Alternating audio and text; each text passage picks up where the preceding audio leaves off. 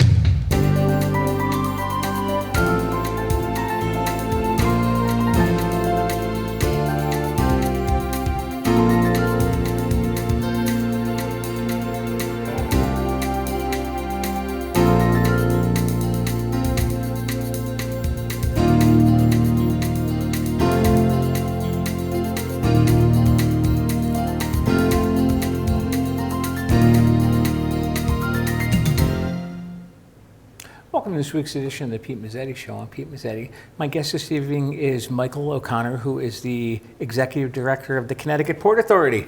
Welcome. Hi, Mike. Welcome. Welcome. How are you? Great. Good to see you.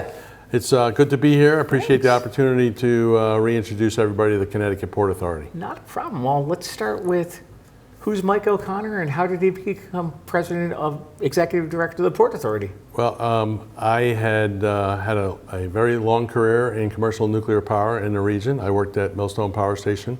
Okay. When I retired at the end of 2024, the Connecticut Port Authority was looking for a leadership role to be filled. Mm-hmm. You had Ulysses Hammond on your program once. I did. When Ulysses retired, they wanted to seek out somebody who had strong ties to the community, knowledge of coastline, and my previous career was the United States Navy, so I was stationed in Groton on some submarines. Okay. And I think through my time on the Board of Finance in the town of Basra and things that I have been involved with in the local community, Okay. I was able to assume that role and start the business of fulfilling the Connecticut Port Authority's mission, which is to grow the maritime economy. No, go ahead. No, that's Okay. the total story of how I got in it. That's the total So I've been in story. this for about 15 months now.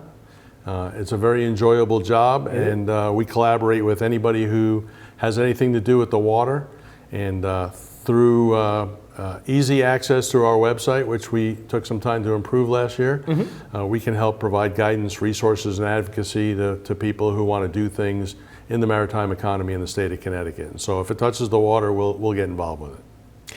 So tell us a little bit about maybe some projects that you guys work on. So I think for everybody's knowledge, the first thing we have a responsibility for is we are the landlords for the state of Connecticut for the New London State Pier in New London. Okay. Currently, many people are fascinated by the sight of large tower structures being assembled on the New London State Pier. Okay. Those are for some wind turbine installations out in some lease areas south of Block Island in the Atlantic Ocean. The Connecticut Port Authority had a role in transforming the State Pier into a deep water port that could receive very large and heavy components from overseas. Okay. We filled in the central wharf area, so instead of two piers, we have a set of continuous piers, and the central wharf area is filled in, giving us 34 acres of port area, so you can store parts and manipulate the components and do the prefab activities that ultimately lead to the installation of wind projects. Right. The first wind project that was installed from the New London State Pier was South Fork, a 12 turbine operation that feeds Long Island with electricity. And then recently they completed 60 of the 65 turbines in the project known as Revolution Wind. And in March, at least connected the first one to a substation in Providence that helps support the New England grid. And currently they're on about number 5 turbine out of 84 for the Sunrise Wind project, also in a similar lease area. The attraction for the State Pier location is the deep water, Right. the heavy lift capability, the acreage that's involved, and the lack of any bridge impediments when you go out to open sea from that position. Mm-hmm. You don't have to duck under the Gold Star Bridge. There's nothing else in your way to move the big tall tower sections out there. Oh, no? Nope, and so they're going to work on that project for a bit of time here. Ørsted is the partner we have in the wind business. They've leased the pier out for 10 years. Okay. So there's another 7 years left on that contract. Okay. But if there's not another wind facility being constructed when this one's finished, then we'll partner up with people to make use of the state pier for a lot of other things. There's a good connection to rail there, and it's a great place to put things on trucks, so close to 95, and so we'll be making maximum use of that port for its refurbished condition. Absolutely. What are some of the other ports that you deal with? Well, we collaborate with the New Haven Port Authority, which runs the Port of New Haven, and there's a lot of activity going on out there. They bring in a lot of petroleum products. Yep. Most of the gas and fuel oil that we use in this state comes in by sea. So it's not trucked in. That relieves some highway pressure and takes that risk off the road. All of the jet fuel that comes into Bradley Airport comes into New Haven and gets pumped in a piping system up to Bradley, so there's no trucking activity involved in that, so it's a very good means to keep our planes flying. And then New Haven handles a lot of iron, steel, paper products, wood products along the way. Good connection to rail in New Haven that's being improved, and so that's a great opportunity to do more with some of our ports. One of the things we do is help out with the management of dredge projects between the Army Corps of Engineers and the state of Connecticut, and New Haven is having a channel widened by 100 feet, which means 2 ships can pass more safely in the navigational channel. Really? And we're deepening the navigation channel from 35 feet to 40 feet so that you can bring bigger ships in, but some of the ships we bring in are just at that threshold of 35 feet, and sometimes they have to wait for high tide, depending on how heavily they're loaded, and or they might have to get offloaded a little bit out in the harbor before you can bring them in due to the depth restriction there. In Bridgeport, great ferry system going back and forth to Port Jeff on Long Island. We have a similar operation in New London, of course, between Crosstown Ferry going to Orient Point. But Bridgeport's got a plan for dredging their waterways in a few years, so we'll help with the status of that. Wow, very cool. It's a lot to do. The Army Corps has responsibility for 30 federal navigation projects in the state. One of the goals we have at the Port Authority is to make sure we have an understanding of what the priority on dredging for the Corps is, and when those projects are going to get effectuated, and if there's any funds required by the state of Connecticut to pay for that, that we arrange for those at an early enough time frame, or if it's the Corps' responsibility that the federal government has the finances mapped out to support Connecticut. Now, tell us a little bit about the board of directors that you guys have. Oh, sure. So essentially, I work for the board of directors, and there's a 21-member board made up of appointments from the governor's office, all of the legislative leaders, House and Senate, majority and minority, Speaker of the House, President of the Senate. There's 3 of the positions are mayors or their designees of the deep water ports that I just mentioned, so that's a great tie-in to each municipality. And then there is a designee from several important Connecticut commissioners. So the Department of Transportation, Department of Energy and Environmental Protection, Economic and Community Development, Transportation, and OPM, Office of Policy and Management, as well as the Treasurer's Office, all have designees on the board, which provide me with great counsel and oversight, and help steer the board and provide the direction of the Port Authority. Now, do any of the heads of the agencies you just mentioned show up at your meetings instead of their designees? I haven't seen that in the time that I've been on that. They rely on their designees to stay in contact with them. I have met most of the commissioners, and they all want to be tied in so that we can work together as a state agency to help out. I'm a quasi-public agency, which means I'm not a department head of the governor, but certainly where we can support the governor, we're right there to do that. By statute, the Port Authority is the organization that advises the governor and the legislature on maritime rules and regulations and economic and community development along the coast. Cool. Wow. Very good. You guys are a very busy organization. We are busy. We're also handling some federal grants. Tell us about those. We have the ability to support people with requests for maritime administration grants. Okay. We have small harbor improvements, or small port infrastructure improvements, port infrastructure development grants, and so we have the fiscal capability to manage those grant monies when they're available. Okay. The New Haven Port Authority also has the same ability, and there's several grants in play down there to improve rail and make the rail access improve to the sea operations. And then both New Haven and New London both have EPA Clean Port grants. And a Clean Port grant is something that's being installed to improve the environmental conditions at the port. At the State Pier in New London, where we have a grant of $5.3 million plus a $600,000 contribution from the Port Authority to improve, to install shore power and provide a mobile cable positioning system so that we have a range of options to plug ships in when they're docked there. And plugging a ship in allows them to run off electrical power on shore rather than run their engines in port. So it allows them to shut down. It gives the crew a break. It reduces emissions into the harbor. And if you can run all the equipment off electricity and then start the engines back up when you're ready to go, it's better logistically for, I mean, it can sit pierside and burn fuel, but then you just have to replenish the fuel. Exactly. Wow, that's pretty New Haven also has a Clean Ports grant. They're installing electric vehicles to move freight around the yard with. Okay. They're installing a solar power system to charge batteries in their facility.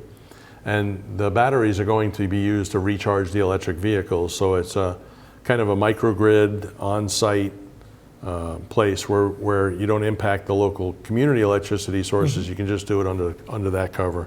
In addition to that, they got a grant that allowed them to replace 2 diesel-powered cranes with electric-powered cranes, which much easier to maintain, but those do plug into the local community. Would you mind sticking around for another segment? Oh, I can. All right, we'll be right back. Connecticut vendors are being targeted by an email scam. The Norwalk Seaport Association tells Better Business Bureau Connecticut that a scammer contacted prior year festival vendors to submit applications and pay booth fees using non-traditional forms of payment. BBB has received similar reports from other organizations in the past. If an event organizer insists on payment through a digital wallet, or if they ask you to send the money to a strange email address, think twice. Before applying, do plenty of research. Look up the person or company organizing the event. Call them directly if the solicitation seems suspicious, and report scams at bbb.org/scamtracker.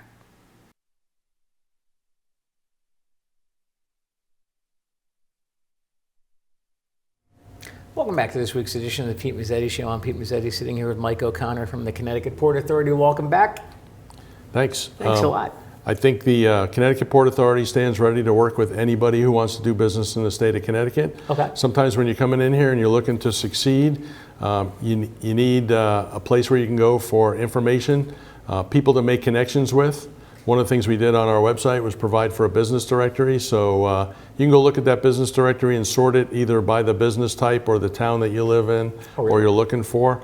And if you don't see your business on the business directory, there's a button that you can push on there and get yourself added. So I'd encourage everybody to do that so we can continue to work together and collaborate. And what types of information can they find on the website? Probably everything. Well, there's information about what ships are in port. If you can go to the ship tracker that we just put up.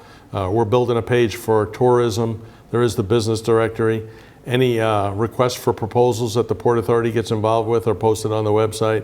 And all of our routine meetings, the audio and the agenda and the minutes are all posted on our website. You can find that anytime you want. Cool. Now how closely do you work with the Port of New Haven? Frequently, we have the executive director of the Port Authority of New Haven is a board member. Okay.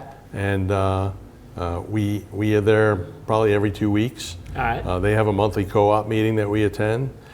We all have to figure out how to work together. And most New England ports are small. You can't invest in a port to be able to do everything in one location because we're all under 30 acres. Right. If you go to some of the bigger ports, they're 100 or 200 acres, and they have full capabilities to do anything.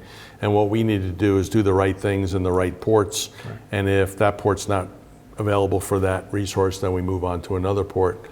And then the last big initiative I wanted everybody to know about is if you've ever seen traffic on I-95 and been parked next to a truck that was blocking you from the sun and providing some shade for you, we can do freight by sea.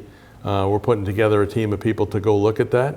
And I think if you improve the use of our sea lanes and ports, as well as our rail infrastructure, I think we can make some significant improvements in the traffic patterns in the state and the amount of tonnage that goes over our roads and bridges, which does need to be made up for paving and repair. Wow, Yeah. pretty impressive. There's a lot to do. There is a lot. And to like do. I said, if I need to go get more resources to help more people, I have the ability to do that as a quasi-public organization. Exactly. And as far as, I'm sure things in the ports are going to be pretty busy with the summer right around the corner and everybody, all the people on the water. And So one of the things we address routinely when we're giving out grant applications and figuring out where we should invest money that belongs to the people of the state of Connecticut. Yes. When we have the ability to improve safety, Yep. number one priority. Probably learned that in my nuclear career, but we carry it forward. It's important. We just recently provided a suddenly in command course taught by the Coast Guard Auxiliary in our offices. Okay. There will be other offerings. You'll see those offerings on our website, but all aimed at, what do you do if you suddenly find yourself in charge of a boat? Something happened to the captain of the ship, and Right. and you need to communicate or take action in an emergency. So anywhere we can make a difference on safety, we do that. And what else do we want to talk about? We've got some more time left. I think went through dredging. The Small Harbor Improvement Program. Okay. We have a Small Harbor Improvement Program funded by the State of Connecticut Bond Commission. Okay. We make those resources available through the legislature, an average of about $5 million a year. This year we did matching grants of up to $400,000. We were able to issue 18 grants. A lot of communities had projects ready to go that helped improve access to the water, improve the safety of their harbors, and keep the infrastructure maintained so that it didn't go to waste on us. Right. Very good program. We did not grant the full $5 million when we did a round in March, and so there's approximately $1.6 million. We intend to open that up for another round of grants in September, and so you just look at our website for updates on that. Okay. And as far, let's get into a little bit more detail about the dredging project. Yeah, the dredging project is almost ready to go out to bid. I think third week in May. Okay. The Army Corps manages the bid process. They'll select a vendor who has the capability to pull out 4 million cubic yards of material from New Haven Harbor. And they've got all of the sites where the material will go identified, some of it beneficial use, some of it in open water disposal in Long Island Sound. Okay. And we'll watch that bid process go through. Connecticut's the non-federal sponsor for that. So All right. Our part of that $75 million project was about $18 million. And then we'll turn over those funds to them. They'll put the job out for bid, and over 2 dredging seasons, so starting October 1st for 2 years, they'll dredge for about 6 months. We'll monitor their progress along the way, but by the spring of 2028, that harbor will be much improved, and deeper and wider, and ship traffic will be going through there easier.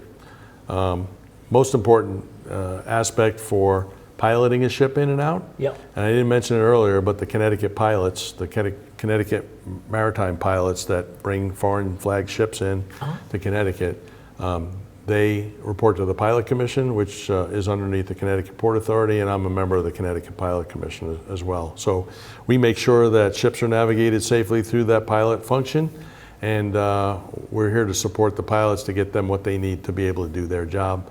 And they're the first person who'll be able to flag something not right in the harbor, and we work very closely with them to make sure we knew what the needed improvements in New Haven Harbor would be the most benefit. So we rely on them to give us some feedback too. And our Connecticut pilots share that role with New York pilots because it is the Long Island Sound, and so there's about 18 pilots that do the job over the course of the year on all the ships that come in and out of Connecticut. Wow, pretty impressive. It's impressive. I got the opportunity to go out on a supply ship, leave in New London, and then go out with the pilot and then get off of the supply ship before it went back to the Netherlands on a pilot boat, and then go back to Point Judith and drive home. What was that like? It was different. I had never gotten off a ship at sea before, but there's a structured way to do it. It's safe, and that's the way you get the pilot on and off the ship, and make sure that everybody has what they need. And then we're going back to the Netherlands? And they go back. I was given the choice, go to Denmark or get off now. And you chose get off now because I don't know if you would want to go to Denmark. You would think a 600-foot supply ship that can handle millions of tons of cargo. Yeah. This was the smoothest ride I had seen in a long time.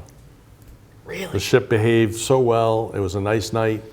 Even in rougher weather, such a stable platform, fairly new ship, but our mariners are very good at moving cargo around the world. Okay. And to that end, we need more mariners. There is a worldwide mariner shortage. The country's interested in improving shipbuilding in this country. We need more U.S.-built ships. Only 0.4% of the fleet in the world is flagged in the U.S. Okay. The rest are owned by everybody else, which we're able to use them, but it doesn't give us a lot of ability to prioritize what those ships are doing. And we need to reconstitute shipbuilding in this country. And in fact, I've had several people ask me where in Connecticut we can build ships. So that's the type of collaboration that we need to have from the Port Authority, is to say, all right, if you're looking for a spot near water that's commercially zoned, that you can convert to shipbuilding operations, who can we work with to develop that? And so we're working on being able to tell people there's underutilized properties in Connecticut that we can use for maritime purposes along the coast, and we'll help you find them and connect you with the right people to get involved in what could be done with them. Now, it probably takes a while to build a ship from start to finish. Well, it depends. I mean, latest shipbuilding will use automated welding techniques and some design components that streamline the shipbuilding process. So you get to a point where you take your ship design to a shipyard designer, and they figure out what facility you need to create that craft. And then depending on the size of it, you might need more space, or you might be able to build more than one at a time. Right. And we're not talking about, when I say automated welding, we're not looking to get rid of welders. You need qualified welders to oversee the automated welding machine and set it up and verify that it's working properly to make the ships properly. So there's a lot of great work. There's a great workforce down here in southeastern Connecticut that's familiar with shipbuilding, and Electric Boat's done a lot to come up with a manufacturing pipeline initiative in high schools, and I think that can further serve other shipbuilding operations besides EB. Now, do you guys work closely with EB? We do. Okay. We whatever we can do at the state pier to help support Electric Boat operations, we would do that. I'm sure there'll be opportunities to work together as we move forward. They build more submarines, and we have more open area at the state pier. And then we have to coordinate ship traffic in the Thames River, because we need our submarines to come in and out. We need our new construction boats to be in the right spots, so we need our supply ships to go back and forth, and support the ferry system that goes back and forth between that and New London. Right. And I'm sure the ferry system is pretty impressive to see back and forth. I grew up on Long Island. Okay. And so I've taken the ferry many times. I still go take the ferry to see family there. Um, on time, on schedule, great cost, easy transit, very safe operation. They've shut down operations on a few instances where the weather's just been too rough. And anytime you prioritize safety over just getting it done, everybody comes out better for that. So, you know, I know occasionally it's an inconvenience if somebody can't use the ferry in rough weather. Right.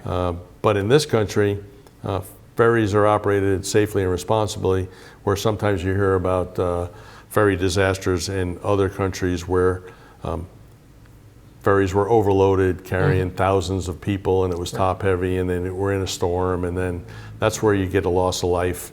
In that suddenly in command course that we were at a few weeks ago in my office, the statistic that was most impressive was that 75% of all deaths on the water are drownings, and 90% of the drownings involve people not wearing life preservers.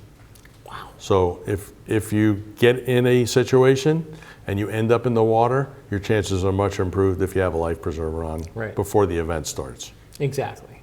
Safety first. Exactly. So if you want to go out on the water, put a life preserver on first. And for the second year in a row this September, we'll be sponsoring the Fall Maritime Heritage Festival in New London. Okay. And that's the weekend of the weekend after Labor Day weekend. And a lot of great exhibits, a lot of great people to talk to. And at night there'll be a drone show. It was impressive last year. I'm sure it'll be impressive this year. And we get a lot of people out to talk about the maritime history and see a lot of things that are going on in New London and meet some more people. Cool. Mike O'Connor from the Port Authority. Thanks for some time, and we'll see you soon. Thank you so much, Pete. You got it. Thanks. On behalf of Mike O'Connor, my name's Pete Mezzetti. Thanks again. We'll see you next week.